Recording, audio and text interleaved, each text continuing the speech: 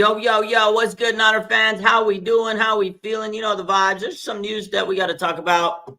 Not a lot, but we'll talk about it with you. So today, the 49ers former special teams coordinator, Brian Schneider, he is now the current assistant special teams coordinator for the Washington Commanders.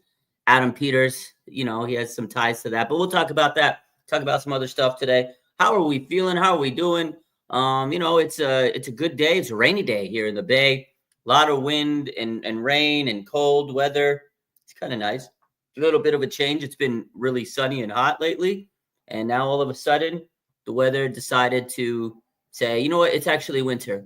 We're going to decide that we're going to be cold now. It's February. So it's a cold February day. And I want to know, hopefully everybody else is doing good today. And, the 49ers, they got some news today. So obviously this morning, Brian Schneider, the former special teams coordinator, he has to learn Washington Commander because he is now on the Washington Commanders. He's their assistant special teams coordinator. It's funny. So he kind of got demoted in the process. He got fired from the Niners, and the Commanders brought him in to be his assistant. He's been a long time defensive coordinator, special teams coordinator in the league. I guess he's respected, but 49ers, we didn't like him, right? We thought he was terrible. He just wasn't getting the job done, and we had to get him out there. So Commanders are hiring longtime special teams coordinator Brian Schneider as Washington's assistant special teams coordinator. This is according to Jonathan Jones. Schneider was most recently with the 49ers, and he reunites with Dan Quinn after several years together in Seattle. So actually, Schneider, he has some history with Dan Quinn.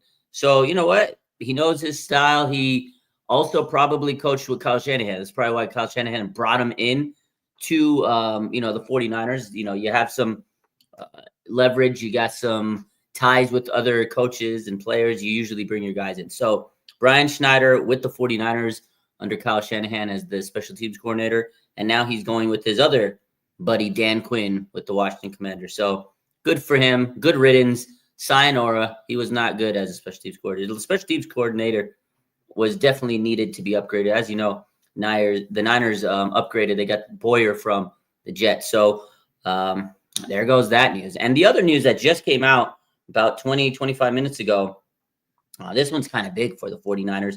So the 49ers director of scouting and football operations, Josh Williams. This guy, he's a big part of why the 49ers draft picks were great last year. Josh Williams has been requested to interview for the Jaguars GM job, general manager. Wow. They got rid of Trent Baalke. This is huge. This is according to Ian Rappaport. So 49ers director of scouting and football operations, Josh Williams, has been requested to interview for the Jaguars general manager job. This is according to Ian Rappaport. The Columbia grad has been with the organization for 14 years and has worked with both the pro and college side of scouting department. This guy's been on the 49ers organization for 14 years. This is a long time. So he's been with this team for many years, a lot of, influence in the front office and scouting and things of that nature. So he might get a GM job. This is him trying to get a pay upgrade and a big boost and to be a GM of a team. This is huge. He was there with, John Lynch during the last couple of years. He was there with Adam Peters, and now it's his turn. And, one thing that you have to know, if the 49ers do lose Josh Williams to the Jaguars to be their GM, it's crazy. Former 49ers GM Trent Baalke becomes the Jaguars GM, and now former 49ers scouting and football operations director Josh Williams could be the next Jaguars GM replacing Trent Baalke. It would be crazy. And the other part of this is if the 49ers lose this guy and he does become hired as the general manager of the Jaguars, 49ers would get compensatory picks. 49ers, they have the diversity program. They're very good at hiring minority coaches and, front office members for that matter. So if he leaves and becomes the GM, they would get a compensatory pick in the third round for the next 2 seasons. So you get a compensatory pick for 2 straight seasons. So you get 2 picks. And so if he leaves, it's tough. You got to replace him. But I'm sure the 49ers could find him a replacement, and they'd get 2 draft picks. So the 49ers do a good job, probably better than anybody in the league in terms of getting the minority hires and getting them upgraded to another team and finding a bigger and better job, and then they get draft picks out of it. That's how the 49ers operate. They get a lot of star players, but then they also have a good amount of draft picks. They usually have like 10, 11 draft picks, and then they go from there. So definitely a big loss. I think last year's draft probably, boosted his stock. If you look at that draft last year, Dominic Pooney, Renardo Green, Malik Mustafa, Ricky Pearsall, it was Isaac Guerrero. It was a really good, strong draft. Tatum Bethune, one of the better drafts the 49ers have had in a long time. And you got to remember, no more Adam Peters last year. So I'm sure that Williams had a big part in helping, get that draft board together, especially if he's the director of scouting. So that's my take on it. Big, it's good for him if he takes the GM job. Congrats to him. But then you'd have to be on the lookout again. And the 49ers are doing this every year. Every single year, someone from the front office or the coaching staff is poached all the time. So let's see. Rick says Kyle called Washington and was like, yo, look, my boy needs a job. Probably called Dan Quinn and said, yo, Dan, my boy Brian Schneider, he needs a job. Can you throw him a dog a bone? Throw the dog a bone. We're not going to give him a bone, but can you? He probably did. So my man Steven Reynolds says, if Josh Williams is the Jaguars GM, he may steal players from us, but he can take Aaron Banks, Jake Brendel, and Jake Moody from us. Have him, please. You're right. He could steal. And that's the thing. When another coach or GM or front office member goes to another team, they're going to have ties to your players, and they're going to, probably go to those guys if that's his boy, if they have good relationships. Ron Carthon, he used to be on the 49ers front office, went to the Titans. He was their GM for a bit. Didn't work out, but he did take some Niners. He took Azeez Al-Shahir for a year, and then he went with D'Amico. So, yeah, you're right. It could probably mean that, hey, he goes, Williams goes, and he takes some players on this team. But he can have Jake Brendel. He can have Jake Moody. He can have them for all I care. So we'll definitely see what's going to happen. Now, a couple other things. Definitely wasn't a lot of news today because, it's the dead period of the season. The Super Bowl is coming. Your team's not in the Super Bowl. So there's just a lot of, nonsense rumors and stuff like that. But there were a couple things that happened. Most notoriously, we want to talk about this big topic today. We're going to move forward. So, again, Brian Schneider was hired as the Commanders' assistant special teams coordinator, and Josh Williams, the director of scouting and football operations, has been requested to interview for the Jaguars GM job. Moving forward, there was another topic today that was kind of big. 49ers cornerback, Charvarius Mooney-Ward, he's a pending free agent, and, he has been pretty vocal on saying he probably won't come back to the Niners because he has the PTSD, all the stuff that, happened to him. He had the death of his daughter. That was sad. He's just been through a lot, with the 49ers. And, he kind of said, in the interview a couple months ago that if he stays with the Niners, it's one of those things where it's like, man, I don't know if I can even get off the airplane. There's just a lot of bad memories. I'm sure there's a lot of good memories, but those bad memories outweigh the good ones. And it's tough for him to kind of stay around here. And the Niners do have younger corners. We talked about Renardo Green, great player. So today he tweeted out, this is what he said. It's kind of like a goodbye message, the way I said it. People said it was like a cryptic tweet. It wasn't cryptic at all to me. It's basically him saying what he had to say and said, whatever team I'm on next year, they're going to get the best version of me. He says, I'm hungry in caps. And, a lot of people were hating on this post. Like the comments were like, oh my God, I can't believe he didn't give us the best version of himself, or he was the best version of himself with the 49ers.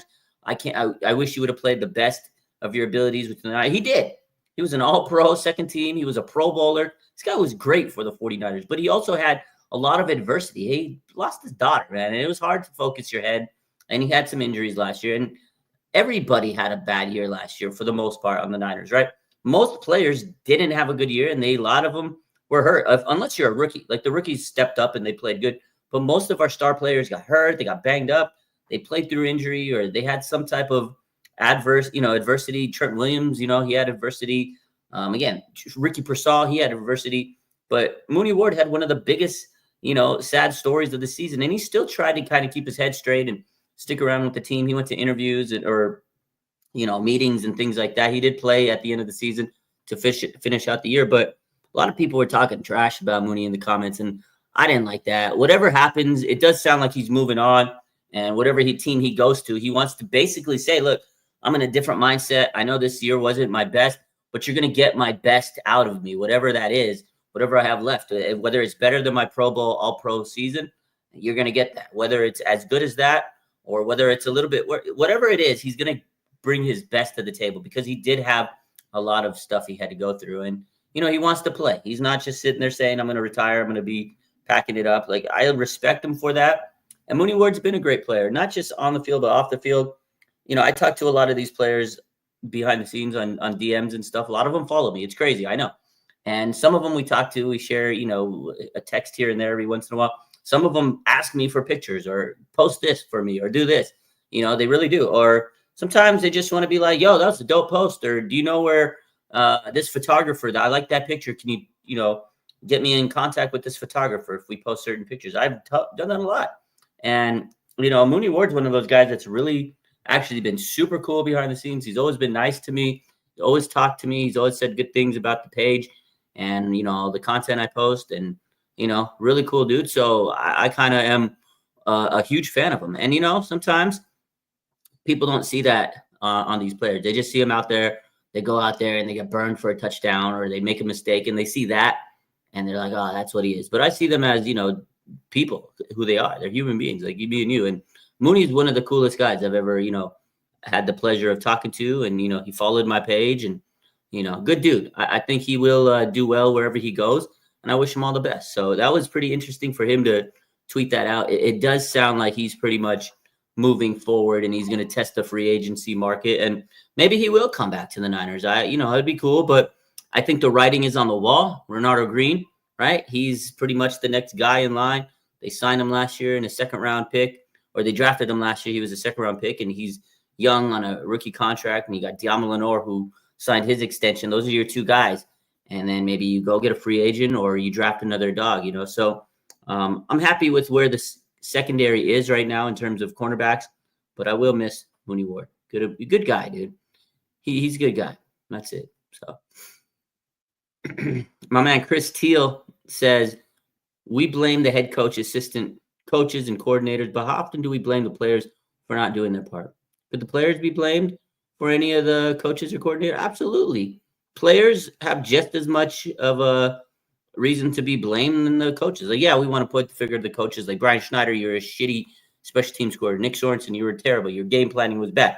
Like, you see it. The communication's not there. They can't answer the questions to the media. They do the same mistake. So, yes, coaching is a big part of it, but the players are the ones on the field making the plays, and it's okay to criticize them. But I feel like a lot of times doing this, players will revolt and say, I can't believe you don't know what you're talking about.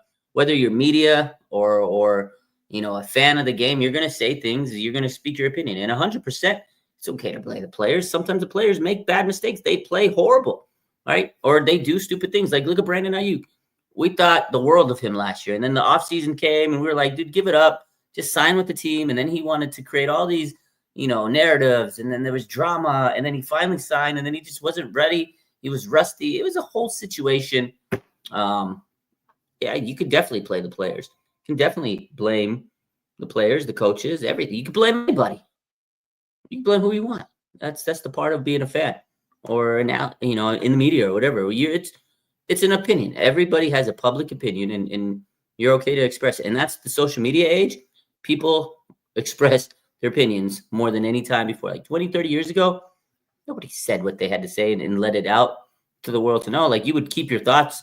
You would sit there and watch the game like, oh, my God, this guy sucks. Oh, my God, this guy's terrible. Oh, God, get rid of him. Now you can actually say that. But they might retort back if you do, which is fine. But then it creates a post for me. Say, oh, my God, look what he said about this. And it just keeps going from there. So Rick says Campbell literally walked. Yeah, Campbell, 100%. The guy was a dog trash player. He got hated on every week.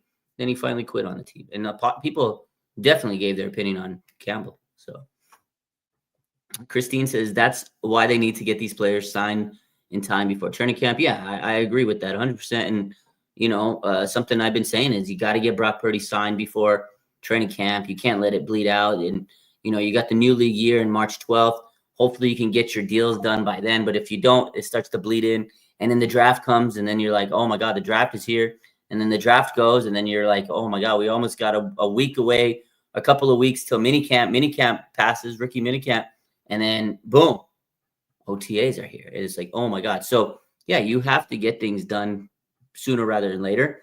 but there's a lot of work to be done. You have to get some key free agents. You have to scout. You have to get your draft picks, and then you have to figure out these contracts. Like George Kittle has an extension, right? Brock Purdy, we need to extend him, and you got to restructure some contracts and this and that. And it definitely is one of those things where it's like, wow, it's a lot of work. You feel like there's a lot of time, but there's not.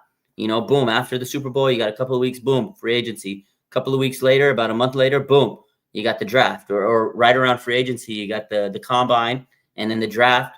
After the draft, you got rookie minicamp, then OTAs. A month after that, you get a little bit of rest time, and then boom, training camp is here as soon as you know it. So it goes quick. You got to get things done and react pretty quick. So speaking of Brock Purdy, though, Terrell Owens was on KNBR. He said a lot of stuff today. Terrell Owens is never one to shy away from voicing his opinion. I love Terrell Owens. He was a great player for the 49ers. A lot of people, he's controversial. Some people didn't like him. Maybe he spoke a little too much nonsense at the time, and he was a little bit of a diva, but I loved him. I thought he was a great player. He's one of my favorite players when I was younger watching.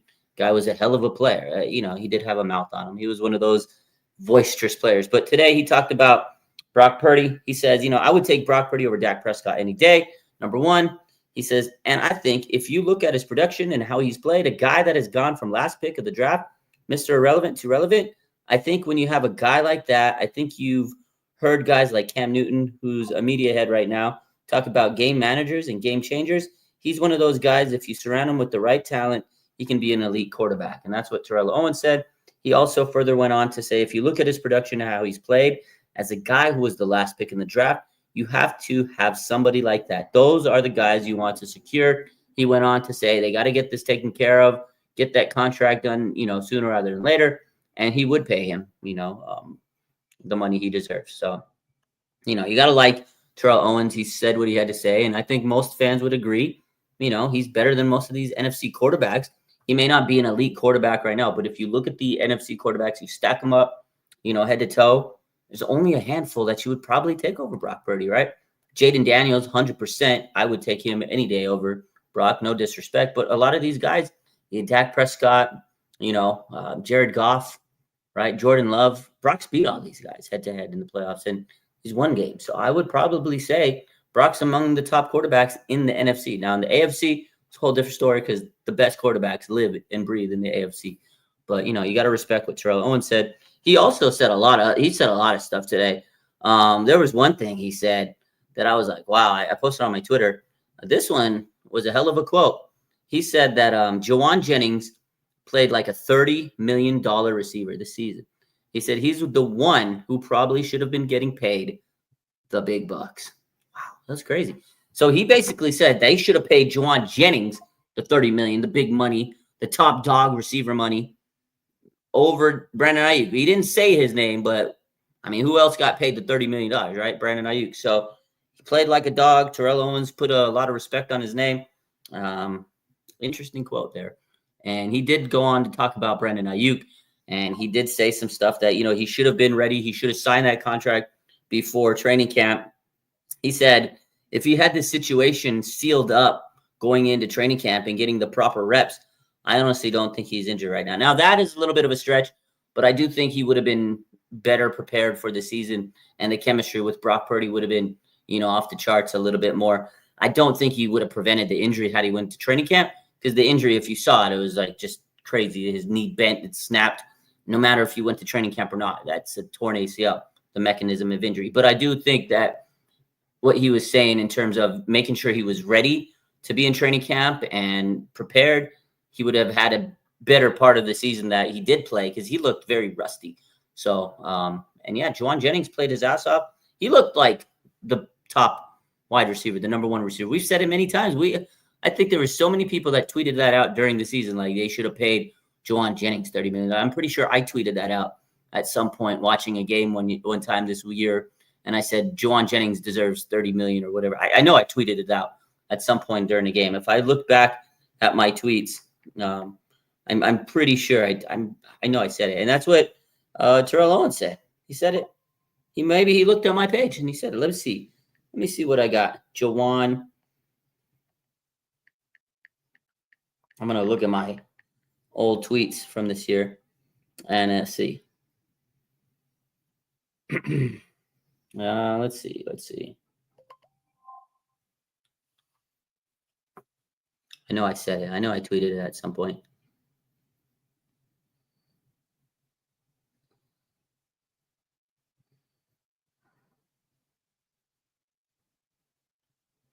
Yep, right here. It looks like they paid the wrong receiver. Juwan Jennings deserves 30 million.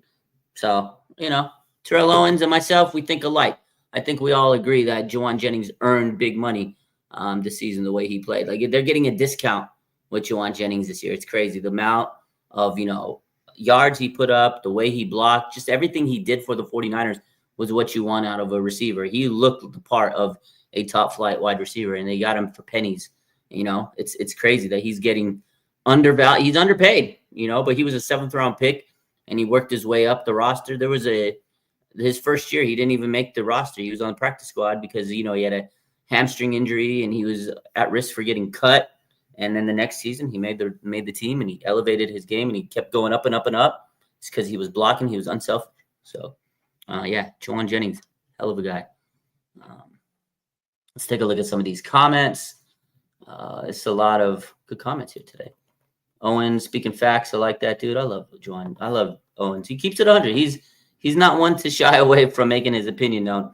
We got Christine says Greenlaw needs to be done also ASAP. Yeah, I think we all want Dre Greenlaw back. We want it to be done. You don't want that one. I mean, well, Dre Greenlaw, he's going to enter free agency. You can't mess around with that one. You're either going to sign him back or you're going to lose him. To my opinion, probably the Commanders, because they have, Adam Peters, who was one of the guys that helped scout and draft him into the 49ers in the 5th round. Now, also, D'Amico Ryans could be a guy that can sneak him out. So we'll see. But, I think the 49ers need to make sure they can get Dre Greenlaw back. So we'll see. Let's see. David says he definitely wouldn't have had the slow start if he had gotten it done. Absolutely. I think you're talking about Brandon Ayuk. He definitely would have gotten off to a better start had they not waited. That whole situation sucked. And I think the theme of today here is get your contracts done. Don't be waiting on it. So Julia says, thoughts on if Pooney were to move to left tackle once Trent Williams is gone, similar to what the Chiefs are doing with Joe Thuney, and draft Tyler Booker, OG. I mean, it makes no sense to me to move a guy that's playing so good at guard.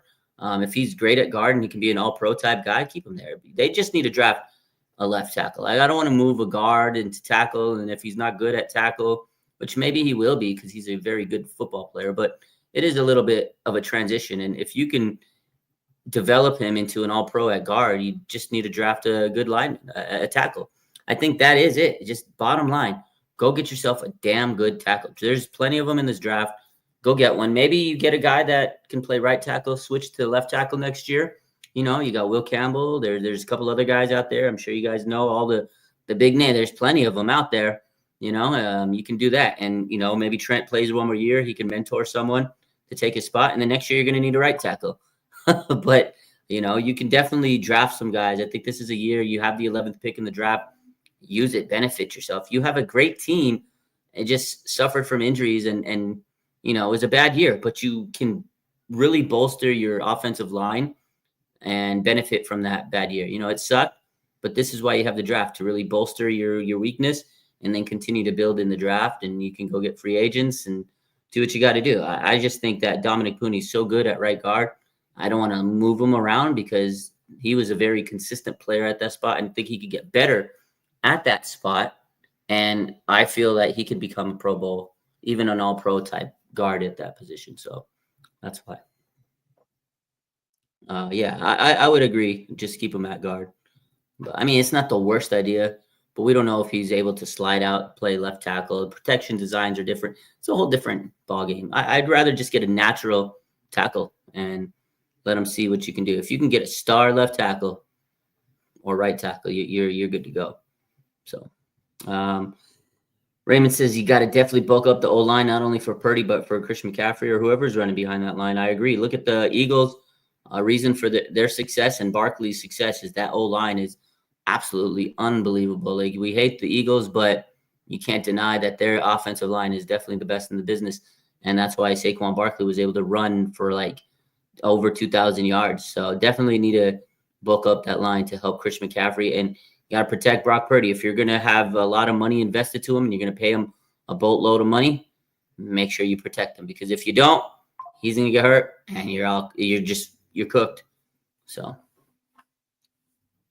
would I draft Tyler Booker at 11 if Banks or Campbell off the board? It depends on who's at 11. I mean, I like Tyler Booker, but if Banks and Campbell are off the board, I'm going best player available at that point. Maybe the best D lineman.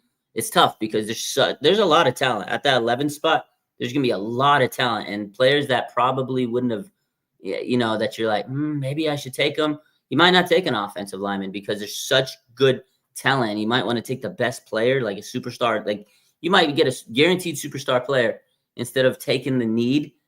Sometimes the need might not be as good as the player that you passed up on. So I would say if those two guys are off the board, I'm going best player available. To me, that's the best strategy on the draft. So Rick says, I hope we address the solid defensive end, defensive tackle, and offensive tackle. I agree. We need to fortify the trenches, both sides of the line, D-line, O-line, make them better, make them greater. I agree. So California Man says, I do see Cooper Kupp going to the Detroit Lions. Time for him and Jared Goff to reunite. That's a good call, actually. Yesterday, as you know, Cooper Kupp says that the Rams are going to trade him. He's on the trading block, and there's a lot of teams that are probably going to look into him. I would say the Commanders are one. Got to get Terry McLaurin, somebody else to kind of run routes, or you got to get him a guy to take some pressure off of him. I think Cooper Kupp makes sense to go to Washington.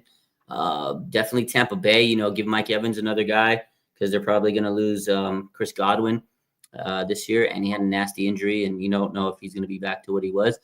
I could see Detroit being the guys to take him because they got Matt Stafford. You got Cooper Kupp and Stafford. They carved it up together back in LA. That's a smart prediction right there. I could see the Chiefs because they're the Chiefs and they get everybody, just when you think that they can't add any more. How much help does Patrick Mahomes need out there, right? I think Cooper Kupp to the Chiefs, definitely a possibility. So we'll see. There's a lot of teams that could use a Cooper Kupp on their roster. It's kind of crazy that they're going to lose Big Coop. That 2021 season when he was I think he had a triple crown, right? He led the league in yards receiving, catches, receptions, and touchdown, right? Receiving touchdown. I'm pretty sure he had the triple. That was the year Debo was just all pro. Oh my God. 2021 Debo was wicked, but Cooper Kupp was just as wicked. Those two guys were unbelievable. And then he got injured and he kind of fell off from there, but I still think Cooper Kupp's a really good receiver. So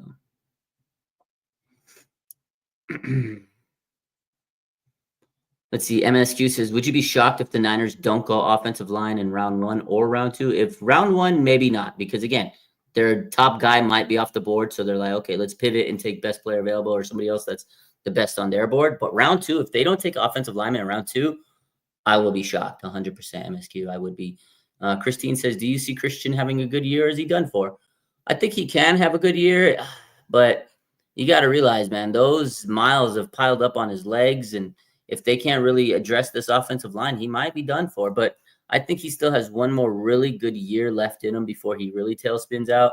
I think Christian will have a good year. I think he'll bounce back and have 1,000 yards.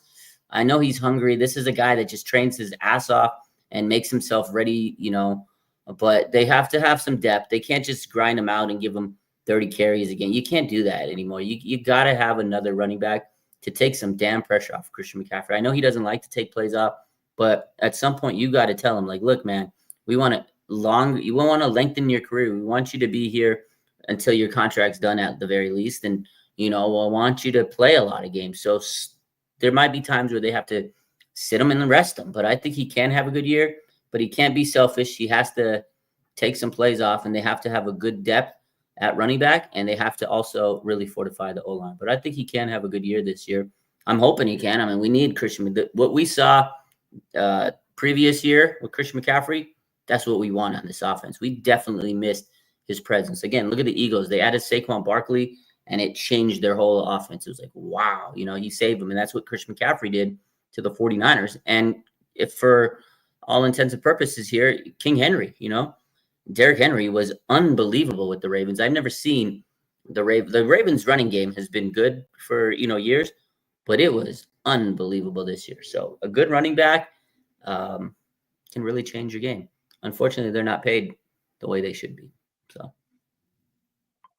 Cup to the Ravens. I could see that, Breezy. Steelers not, you know what? I wouldn't count out the Steelers. They've been looking for a receiver for freaking ever, right? They try to get Brandon Ayuk. So I could see the Steelers try to make a move for Cooper Kupp. There's a lot of teams. Do I think they move on from Mason, says David? No, I think they're going to try to keep Mason as long as another team doesn't like offer him more than they're really willing to give up, because he is restricted. So a team can offer him a deal, whatever they want, and the 49ers can match it. They can match that because he's restricted. They restrict his rights to leave if they want to. So if they really were like, oh, we want to keep Mason, and a team offers him $3 million, they can keep it. Now, if a team offers him like $7-8 million, and they're like, oh, it's too rich for our blood for a backup running back, then he will go to the team, and the Niners can get a compensatory draft pick, in return of losing the player. So I think they're going to try to keep Mason just as long as a team doesn't come over the top. And I think the Niners will be able to keep him for like a good $2-3 million. That's my take on it. So can I picture Cooper Kupp in Buffalo? Actually, I can see it now. Josh Allen, Cooper Kupp, exciting whites. I could see the two white boys rocking around. I could see that happen. I could see Cooper Kupp in a lot of places. He just vibes with I think he's a guy that could vibe with everywhere. I could see Josh Allen and Cooper Kupp, the two white boys. They would get along. They seem like they'd be like brothers out there. I could see it. Do I think it's too much to pay JP Mason, or 1 year tender will cost him $5 million? If so, not get Skettable. Yeah, I don't know if they're going to pay him $5 million, Steven. I don't know if that might be a little bit too much to pay Jordan Mason $5 million, because the 49ers, they are so good at getting late round value at running back, undrafted. I mean, hell, Jordan Mason was undrafted himself. Now, if you lose him and you get a tender, you just got a draft pick out of this guy that was undrafted a couple years ago. So I think $5 million is probably out of what they want to pay him. I would say probably 2, maybe 4, if we're being nice here. I don't think they want to pay running back a lot of money, especially when they have most of their running back money tied up to Christian McCaffrey, and they had to have Kyle Juszczyk take a pay cut last year. I don't think they're going to want to pay Jordan Mason $5 million. So, especially if they weren't going to pay Kyle Juszczyk $5 million last year. So, Chris says, how about Cooper Kupp to the Chargers? I can see that too. Look at the Cooper Kupp makes sense to every team, man. Like the Chargers need a receiver too, right? Look at their offense this season. That was their downfall because Justin Herbert didn't have enough weapons.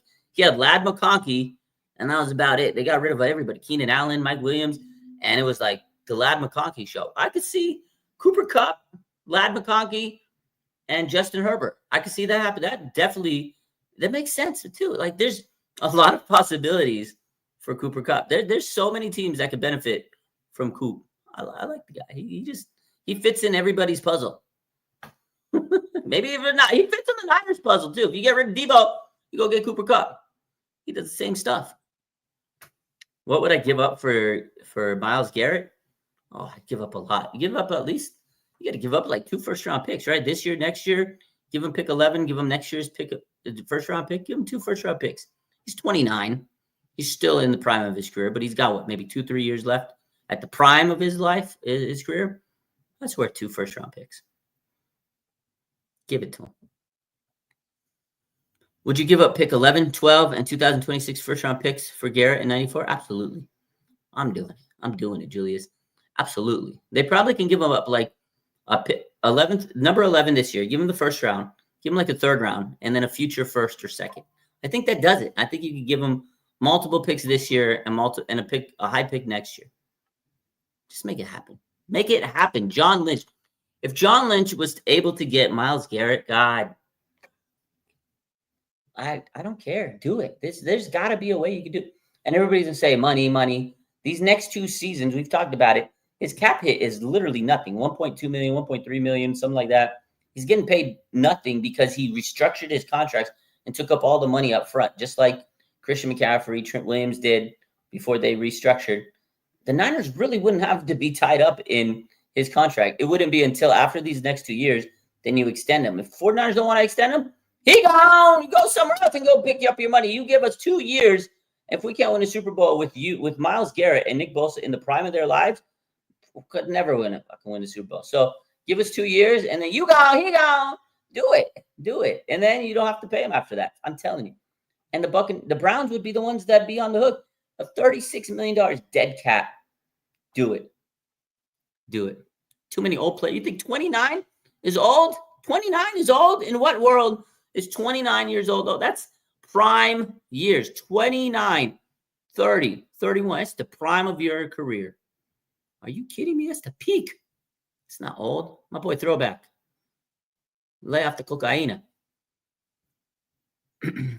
MSQ says, would Cleveland even be willing to trade Garrett to the 49ers? I think they'd be more willing to trade him to an NFC team, right? If they're going to trade him, it'd probably be an NFC team. Now, right now, the Cleveland Browns said they're not trading him. We don't want to trade him. It's a little awkward, right? If you're a team, so you don't want to trade him, and the player's like, I'm going to trade because I want to play for a championship, it becomes a little weird. And, the other thing is, the Cleveland Browns aren't going to be contending. They're nowhere near contending. Their quarterback situation is dog trash. I mean, Watson, that whole situation is bad. They need to find a quarterback. Their team is not going to be a contender, unfortunately, this year.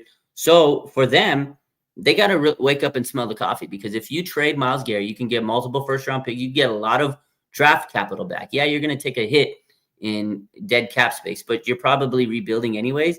You can rebuild faster with multiple draft picks. And if you hit on those draft picks, you look good. And then in 2-3 years, you can clear that cap space off, and then you'll be able to sign players when you're actually probably pretty decent at that point. And then you can sign some players when, your rebuild actually goes well that way. Like, yeah, you're going to take a 2-year hit losing Myles Garrett anyways, right?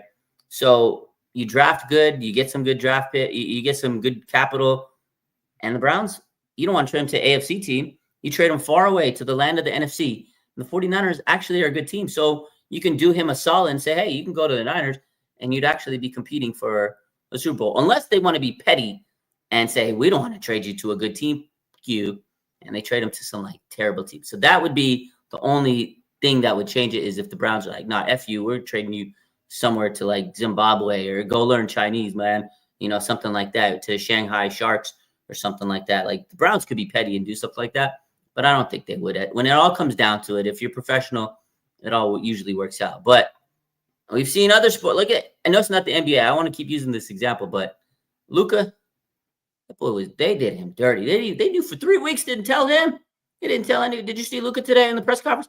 Boy, look so I know he's excited to get a chance to prove Mavs wrong, and he loved LA growing up. Kobe Bryant was his one of his favorite players, and LeBron's his idol, but he looked so depressed. I feel bad for the guy. They told him he was fat. The Mavericks basically told him he was fat. So Cleveland could be petty, just like the Mavs. So we'll see. My man Throwback says, I don't understand why teams keep going after our front office. They need to get office members from other teams. I know, but the 49ers have good front offices. We do things great. I know people hate on the Niners, and people say we suck and this and that. Obviously, they don't, because the 49ers draft well. They have good players around the league. They develop good coaches. If you look at Kyle Shanahan's coaching tree, many of them are head coaches or coordinators around the league. Their front office members, Adam Peters, Ron Carthon, they become GMs. The 49ers develop good talent across the board, whether it's coaching, whether it's front office, whether it's players. People just don't like to admit it, but the 49ers are a great franchise. They're a hell of a team, and people they hate us because they want to be us. They really do. And I think they see that. They see the value in our players and our coaches and our front office staff. It sucks to lose them all the time, but at the end of the day, it is also cool to see them all get raises and, big career advancement. It is nice. If you work for the 49ers, you're probably going to have career advancement. So in a sense, it's pretty cool to watch, play out in real time if you're just, an observer. But if you're a big fan, it's damn, we lose all our people. But they always end up, not always, but for the most part, they end up replacing them with capable people, or good, just as good. Not always, because you got Nick Sorensen sometimes. You get Jim Tomsula sometimes. You get Chip Kelly sometimes. You're not going to always hire the best. But then once you find the right people, you don't want to lose them. But yeah, it sucks that it's always the Niners. I agree. Julia says, Throwback says, Jerry Jones, the worst GM. I think he's been good before, but as soon as he got rid of back in the day when he got rid of Jerry Johns, what's his name? Jimmy, what's it? Oh God, I can't. Why can't I think of the old ball couch from Cowboys? Is it Jimmy Johnson? Once he got rid of him, it all fell apart for Jerry Jones. He tried to get too much power. I think he's going senile now. I think he was a good GM at one point, but too much nonsense in his brain. He's senile. He needs to figure it out. He's one of the worst GMs in the league. Trent Baalke probably was, but now he's gone. Non-Niner related question. Thoughts on the Royal Rumble? I know a lot of people were mad at Jey Uso winning. I thought it was cool to see him win. You know, he's worked his way up. I thought it was going to be CM Punk. That's my boy. I wanted him to win Royal Rumble. He's never won it. And I want him to, you know, main event in WrestleMania. But there's still a way for him to do it. I think a lot of people wanted Cena because it's his farewell tour. But he can still win Chamber and make it to Mania. But I respect Jey Uso. He's worked his tail off, and he has the crowd in his hands. The man is so over. Respect to Jey Uso. He's been in the league for 14, in the Fed for 14, 15 years. Worked his ass off. Respect, man. Hell of a guy. I respect it. That was definitely a shocker. Nobody saw that one coming. So pretty cool to see. What's my thoughts on Debo, says Breezy. You know, Debo's my guy. Me and him have been cool for many years. But, you know, he kind of fell off last year. The injuries have caught up. He plays a style of football that, you know, is very physical. And after a while, the wear and tear catches up with you. And, you know, I like him. I think he's been a great player for the 49ers. He was one of those, you know, players that you really can't replace for a long time. But I think they got to kind of move on, just like the Rams did with Cooper Kupp. And, you know, you have to swallow your pride and you have to make business decisions. Again, Debo has been one of my favorite players over the last couple of years. He's been one of the, you know, just the leaders, the voice of the team, the heart and soul. But I think it's time to move on. You know, you can get some value for him, probably not as much as you could have a few years ago.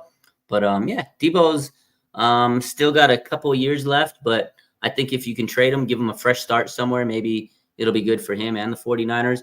And you can get some value. Because if you don't trade him this year, you're definitely not getting much out of him. So, but Debo has been one of my guys for many years. So.